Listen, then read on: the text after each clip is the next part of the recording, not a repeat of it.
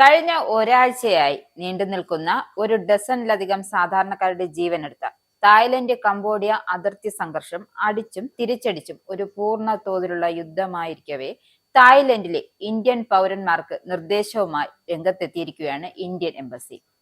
സംഘർഷം രൂക്ഷമായതോടെ അതിർത്തി പ്രദേശങ്ങളിൽ നിന്നും ജനങ്ങളെ ഒഴിപ്പിക്കാൻ ഇരു സർക്കാരുകളും ഉത്തരവിട്ടതോടെ 1,00,000-ലധികം ആളുകളെ മാറ്റിപ്പാർപ്പിച്ചതായാണ് കണക്കുകൾ വ്യക്തമാക്കുന്നത്.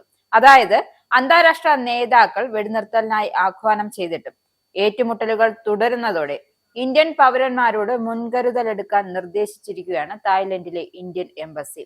തായ്ലൻഡ് കംബോഡിയ അതിർത്തിയിൽ അക്രമങ്ങൾ വർദ്ധിച്ചു വരുന്ന സാഹചര്യത്തിൽ 7 പ്രവശ്യകളിലേക്കുള്ള യാത്ര ഒഴിവാക്കാൻ ഇന്ത്യൻ പൗരന്മാരോട് അഭ്യർത്ഥിച്ചിരിക്കുന്നത്.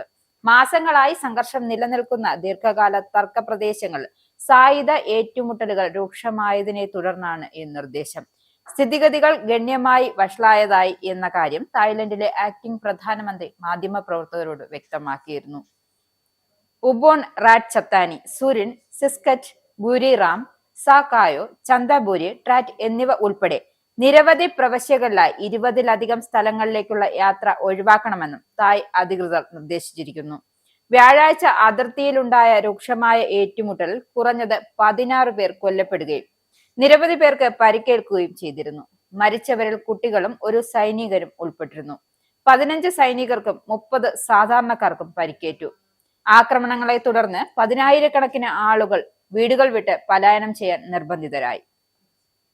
പോരാട്ടത്തിൽ വെടിവയ്പ്, ഷെല്ലാക്രമണം, റോക്കറ്റ് ആക്രമണങ്ങൾ എന്നിവ ഉണ്ടായി. തായ്ലൻഡ് കംബോഡിയൻ പ്രദേശത്തെ വ്യോമാക്രമണം നടത്തി.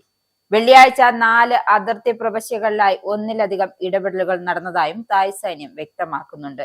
നിലനിൽക്കുന്ന പ്രാദേശിക തർക്കം എന്ന് വെച്ചാൽ ഫ്രഞ്ച് കൊളോണിയൻ കാലഘട്ടം മുതലുള്ള ഒരു പ്രാദേശിക തർക്കമാണ് നിലവിലെ സംഘർഷങ്ങൾക്ക് വഴിവെച്ചത്. മെയ് അവസാനത്തോടെ ഒരു കംബോഡിയൻ സൈനികൻ കൊല്ലപ്പെട്ടതിനെ തുടർന്നുണ്ടായ സംഘർഷമാണ് ഇപ്പോൾ രൂക്ഷമായിരിക്കുന്നത്.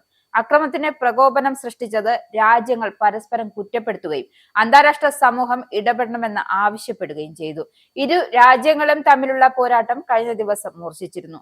ഇതിന്റെ ഭാഗമായി കംബോഡിയൻ തായ്ലൻഡിനെ ആക്രമിക്കുകയും ഇതിന് മറുപടിയായി തായ്ലൻഡ് കംബോഡിയൻ സൈനിക സ്ഥാനങ്ങളെ ആക്രമിക്കാൻ F-16 യുദ്ധവിമാനങ്ങൾ വിന്യസിച്ചിരുന്നു. ഒദ്ദാർ മീഞ്ചെ പ്രവശ്യയിലുണ്ടായ തായ് ആക്രമണങ്ങളിൽ സാധാരണക്കാർക്ക് ജീവഹാനി സംഭവിച്ചതായും കംബോഡിയൻ ഉദ്യോഗസ്ഥർ സ്ഥിരീകരിച്ചു. പ്രസാദ് തായ് മുൻ തോം ക്ഷേത്രത്തിലെ മഠാധിപതിയുടെ മരണവും ഇതിൽ ഉൾപ്പെടുന്നുണ്ട്. കംബോഡിയൻ പീരങ്കി ആക്രമണത്തിൽ 14 സാധാരണക്കാർ മരിച്ചതായും തായ്ലൻഡ് നേരത്തെ തന്നെ റിപ്പോർട്ട് ചെയ്തിരുന്നു. ഇസ്രായേലിന്റെ 5 സൈനിക താവളങ്ങളിൽ കനത്ത നാശനഷ്ടം. മോദി വെളിപ്പെടുത്തുന്ന ഇന്ത്യയുടെ വികസനത്തിന്റെ മയക്കുമരുന്ന് വിൽപ്പനയ്ക്കെതിരെ ശക്തമായ നടപടിയെടുത്ത് ഷാർജ പോലീസ്. അമേരിക്കയിലെ സാധാരണ മനുഷ്യരോട് കൂടിയാണ് കോൺഗ്രസിനുള്ളിൽ പങ്കുവയ്ക്കാൻ ഓപ്പറേഷൻ സിന്ദൂറിൽ ഉപയോഗിച്ച